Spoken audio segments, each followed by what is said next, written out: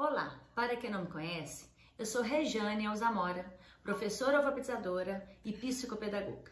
Eu vim aqui hoje para conversar com vocês sobre uma dúvida que muitos me perguntam: por onde começar a alfabetização?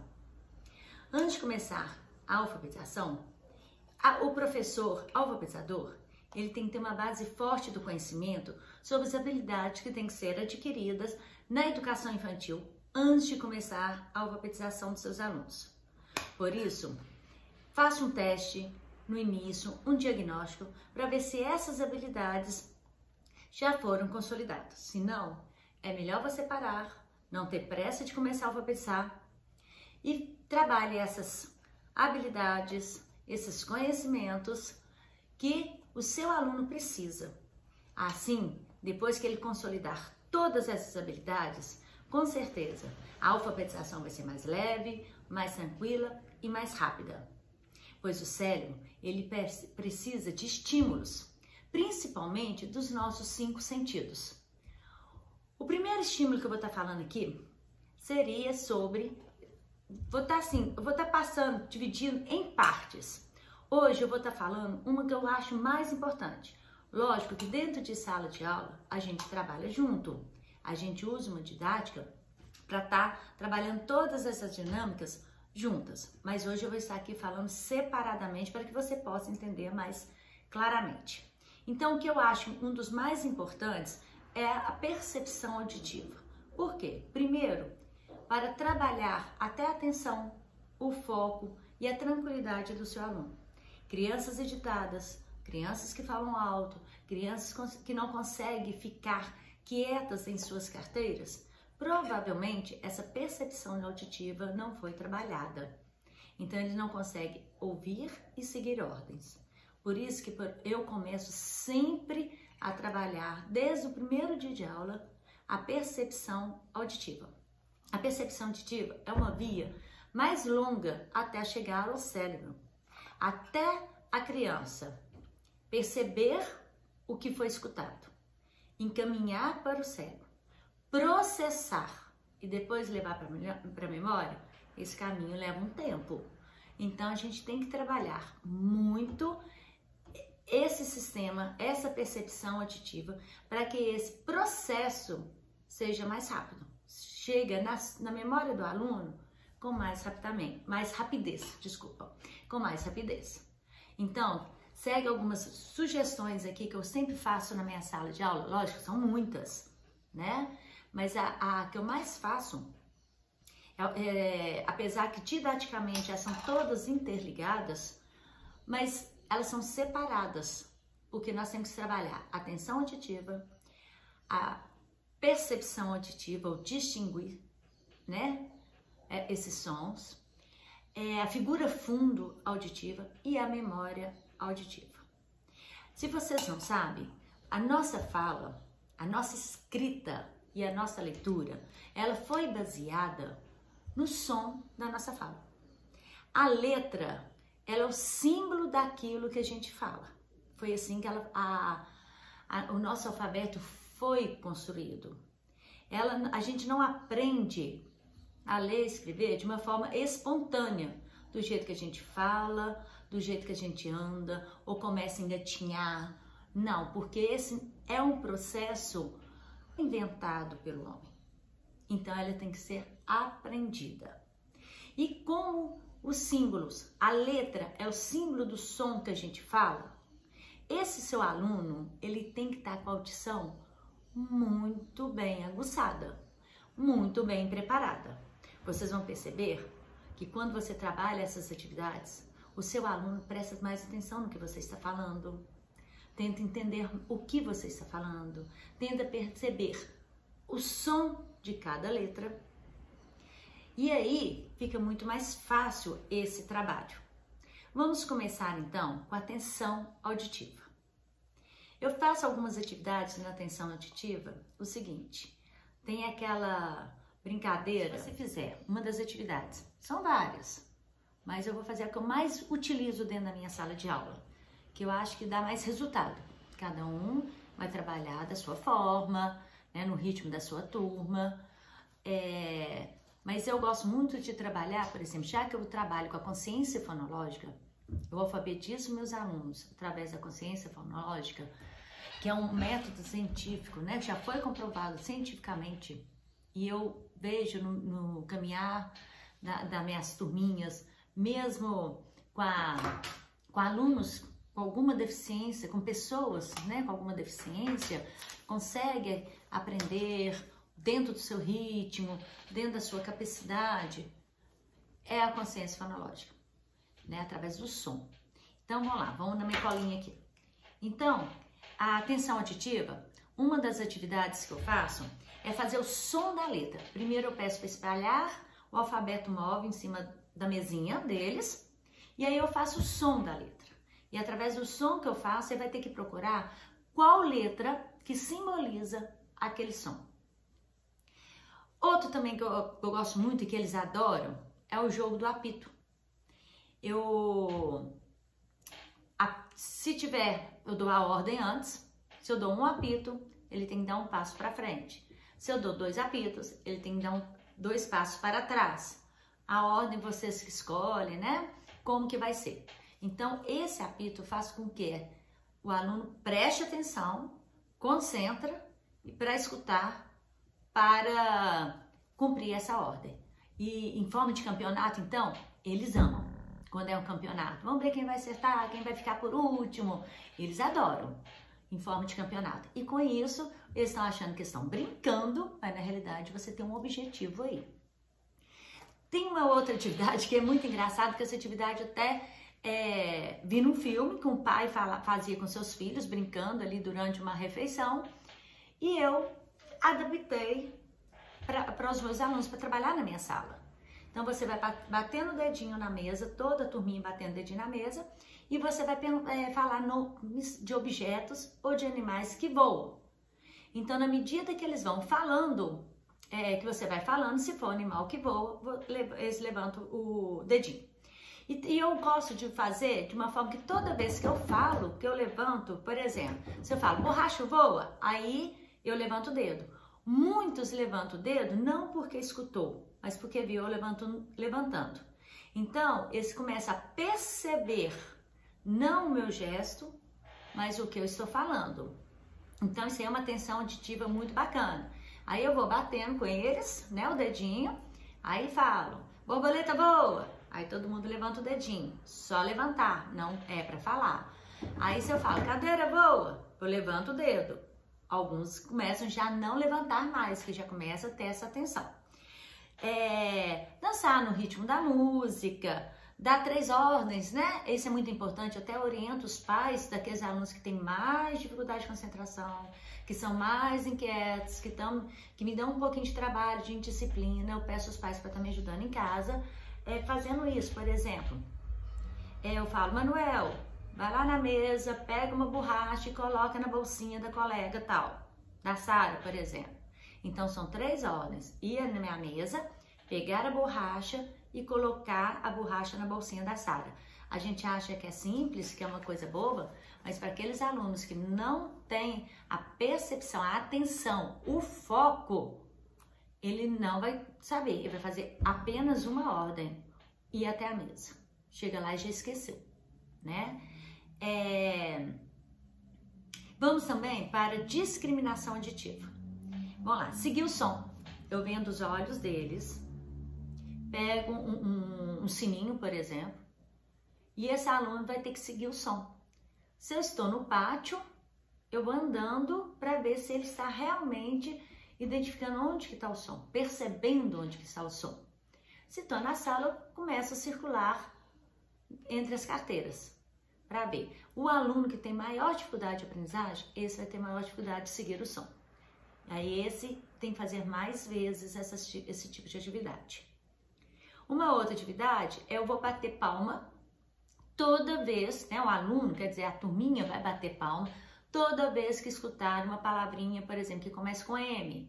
Aí eu faço o som de M e aí ele fala um monte de palavra. Martelo, Marcelo, marmelada, aí vai batendo palma. Entre essas palavras eu falo flor, óculos, No início, todos batem palma. Depois eles vão começando a perceber que não é assim.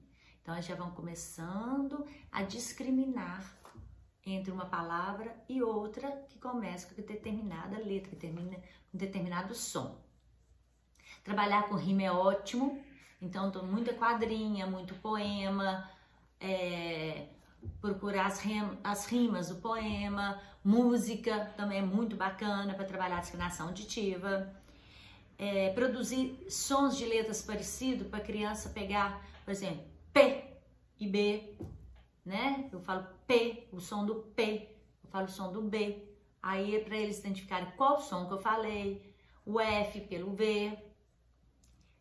E faço muito sonzinho também, para eles tentarem descobrir. Eu levo para a sala, por exemplo, som de animais, para eles tentarem descobrir qual animal que está fazendo aquele som. A discriminação figura funda, essa também é um pouquinho mais complicada. Eu deixo a sala bem barulhenta e falo alguma coisa, alguma frase e tal, e eles vão ter que identificar, escutar no meio daquele barulho o que eu falei. Então eu posso dar uma ordem no meio daquele barulho, eu ponho um som, ou eles mesmos separam por turminha, apesar que essa, eu não sei se é porque eles são muito crianças, dessa forma não deu muito certo não. Eu separar a turma, uma turma fazia barulho e a outra turma tinha que escutar o que eu tinha falado. O som, quando eu ponho música alta, e aí eu tenho que falar e eles perceberem dentro desse barulho, perceber a minha voz e o que eu foi falado. Então ele foca, ele presta atenção dentro de muita. Então, por exemplo, isso facilita se é uma sala que tem ar-condicionado, que faz barulho, ou se é uma sala assim que fica perto do pátio onde tem educação física, que os meninos gritam muito, né? Falam muito. Então eles conseguem isolar aquele som de fora e focar apenas na minha voz. Eles vão prestar atenção na minha voz, na hora que eu estou ensinando, na hora que eu estou dando a ordem do exercício. E nós temos também a memória auditiva. Essa memória auditiva, eu não sei o que está acontecendo com as nossas crianças hoje, né? Vários estudos, né, venham fazendo sugestões, palpites. Por que que os nossos alunos hoje, as nossas crianças hoje não têm memória? Você acaba de falar e eles não lembram mais o que foi falado. Por exemplo, eu estou ali trabalhando no calendário. Aí eu falo, quais são os dias da semana? Que dia da semana que é hoje? Então, por exemplo, se hoje é terça-feira, eles falam, aí eles começam a tentar adivinhar. Eu falo, não, hoje é terça-feira. Então, o dia da semana hoje é terça-feira. Aí eu falo, então, que dia da semana é hoje? Já não sabem. Começa quarta, quinta, sexta. Então, a memória das nossas crianças estão pequenas, muito pequenas. E essa memória tem que ser trabalhada, porque é onde vai ficar todo o aprendizado. Eu falo muito com os pais dos meus alunos. Se a alfabetização for bem feita, se o primeiro ano e o segundo ano for bem feito, esse aluno vai até o final da aprendizagem dele muito bem. Ele não vai ter dificuldade. Então, é a idade, é a fase escolar, para mim, a mais importante. E é a que eu mais gosto, porque é como se a gente estivesse ali com uma criança, com uma pedra bruta, e que a gente vai lapidando. Então, não tem coisa mais linda quando chega no final do ano, eles começam a ler frases, ler textos. Para mim, não tem coisa mais gratificante. Então, assim, a alfabetização, para mim, é um aprendizado enorme e que mantém eu ainda com esse amor à educação. Então, vamos lá. Eu fiz, pode ser caixinha, pode ser latinha, pode ser aquelas vasilhinhas de iogurte. Eu fiz com essa latinha que eu já tinha em casa, que eu comprei para colocar balinha, né, para o início do ano, então já tinha. Aí eu coloquei aqui dentro, por exemplo, arroz. Aí na outra também, arroz. Sendo que a quantidade tem que ser a mesma para o som ser o mesmo. Aí, na outra, feijão. 2 latinhas com feijão, com areia, sementes que você tiver em casa. Aí você vai pegar uma latinha, balançar, ele vai ter que memorizar, prestar atenção nesse som, memorizar e procurar qual que é a outra latinha que tem esse som. E aí ele vai fazendo parzinho, né? Tem o jogo da memória, é igualzinho o jogo da memória de ilustração, só que esse é de som. Outra que eu adoro, que eu fiz até esses dias e vou estar repetindo, você coloca uma história para eles escutarem, né? Deixa eu tirar aqui. Eles colocam a história para eles escutarem. Uma história não precisa ser grande, pequena. Pede para eles prestarem bastante atenção no que estão escutando, não sem imagem, sem nada, apenas o som. Porque depois eles vão ter que desenhar aquilo que ele escutou com maior detalhes que eles conseguiram. Então, eu coloquei, por exemplo, semana passada, a história dos sentimentos. E a história do sentimento fala do barquinho da tristeza, o barquinho do amor, o barquinho da alegria, a ilha, o mar. Então, a gente tem que desenhar isso, somente isso. Um aluno meu que está com dificuldade de aprendizagem, o que ele fez? Ele desenhou um pé de limão, ele desenhou um pé de laranja e desenhou a família. Eu perguntei se foi aquilo que ele escutou na história. Então, ele não soube interpretar o que ele escutou para passar para o abstrato, né? Do concreto para o abstrato. Vou estar fazendo de novo agora com uma outra história para ver se já teve um progresso com esse aluno. Então, ele tem que memorizar a história para reproduzir essa história no papel. Não vou olhar assim, beleza, não vou olhar se desenhou bonito, se desenhou... Eu vou olhar se realmente a quantidade de detalhes que ele colocou ali. Quanto mais detalhes, melhor é a sua memória. Tem a outra também que eu gosto muito, que já é uma brincadeira antiga, que lá vai o meu barquinho carregadinho de... Aí eu faço um barquinho e começo. Se for a palavrinha que começa com P, aí eu falo, lá vai meu barquinho carregadinho de pipoca. Aí eu passo o barquinho para o aluno do lado. Aí esse aluno vai falar, lá vai, tem que falar a frase toda, porque lembra que nós estamos trabalhando a memória auditiva. Então ele vai ter que falar, lá vai o meu barquinho carregadinho de pipoca e peteca. Aí ele fala mais uma palavrinha que começa com P. Passa o barquinho para outra criança. Aí essa criança vai ter que falar, lá vai meu barquinho carregadinho de pipoca, peteca, e aí fala uma outra palavra com P. Papai, por exemplo. E assim vai durante até todos os alunos, todas as crianças falarem. As que tiverem dificuldade, a gente vai ajudando. Vão tentar, vão lá, vão pensar. E a gente vai ajudando, né? Para todos participarem. Então, essa também é muito gostosa. Vamos ver se tem mais alguma. O telefone sem fio, né? Que é muito bacana. O telefone sem fio. Nunca chega no final certinho, mas a gente vai falando, vai fazendo e vai treinando essa memória. E, por último, nós vamos memorizar, né? As quadrinhas, os poemas, as músicas. Memorizar, gente. A memória, o memorizar, não caiu em desuso. Teve uma época que foi falado que a gente não pode, né? Aquele antigo decoreba.